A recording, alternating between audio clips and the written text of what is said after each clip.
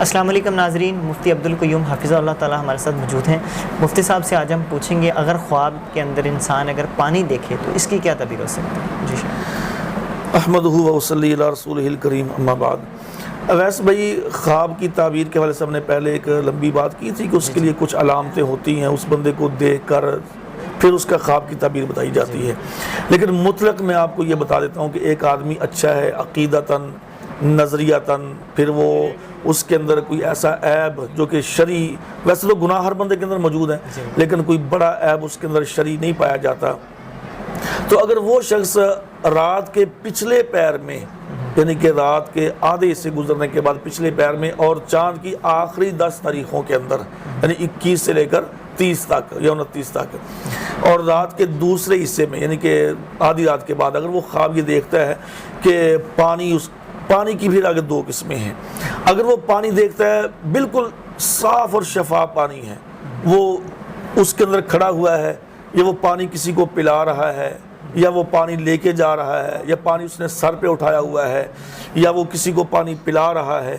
تو اس کی تعبیر بہت اچھی ہے۔ چونکہ خواب کی تعبیر کے لیے ہم احادیث سے اور قرآن مجید سے رہنمائی لیتے ہیں، چونکہ صحیح بخاری شریف کی حدیث ہے کہ نبی صلی اللہ علیہ وسلم نے آپ نے فجر کی نماز کے بعد صحابہ اکرام کہا کہ آج میں نے رات کو خواب دیکھا کہ میں نے کنویں سے پانی نکالا اور میں نے باغ کو ڈالا، اس کے بعد ابوبکر صدیق آئے، انہوں نے تھوڑا سا پانی نکالا، پھر عمر آئے اور انہوں نے اتنا پانی نکالا کہ جو تھا نا وہ باغ سراب ہو گیا، اس کی دیواروں تک وہ چلا گیا۔ تو صحابہ اکرام نے کہا یا رسول اللہ اس کی تعبیر، آپ نے فرمایا اس کی تعبیر علم ہے، دین کی اشاعت ہے، علم ہے۔ یعنی اس اگر صاف اور شفاف پانی کو بندہ دیکھتا ہے کہ وہ کنویں سے نکال رہا ہے یا کسی کو پلا رہا ہے یا لے کے وہ جا رہا ہے، تو اس کا مطلب یہ ہے کہ وہ بندہ انشاءاللہ عزیز دین کا کام کرے گا، اللہ تعالیٰ سے دین کا کام لے گا اور وہ دین کی نشر و اشاعت کے اندر وہ اپنی بھرپور صلاحیتوں کو خرچ کرے گا۔ اچھا، اس کے علاوہ اگر پانی گدلا ہے، پانی یعنی کہ جیسے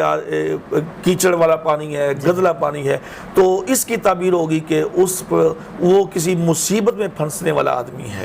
کسی پریشانی میں مبتلا ہونے والا ہے۔ چونکہ گدلا پانی،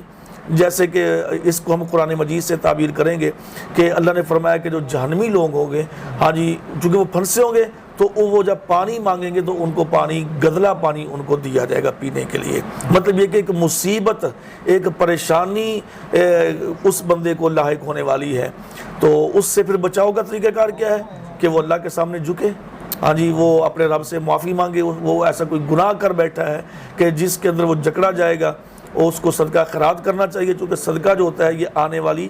پریشانیوں کو، مصیبتوں کو یہ ختم کرتا ہے، نبی صلی اللہ علیہ وسلم کا یہ فرمان ہے۔ تو صاف پانی دیکھے گا تو اس کی تعبیر اچھی ہے، اگر گدلا پانی دیکھے گا تو اس کو اللہ کے راستے میں صدقہ خیرات کرنا چاہیے اور اللہ سے معافی مانگنی چاہیے۔ بہت شکریہ جی ناظرین، اگلے پروگرام میں پھر حاضر ہوں گے۔ اللہ حافظ۔ اعوذ باللہ من الشیطان الرجیم،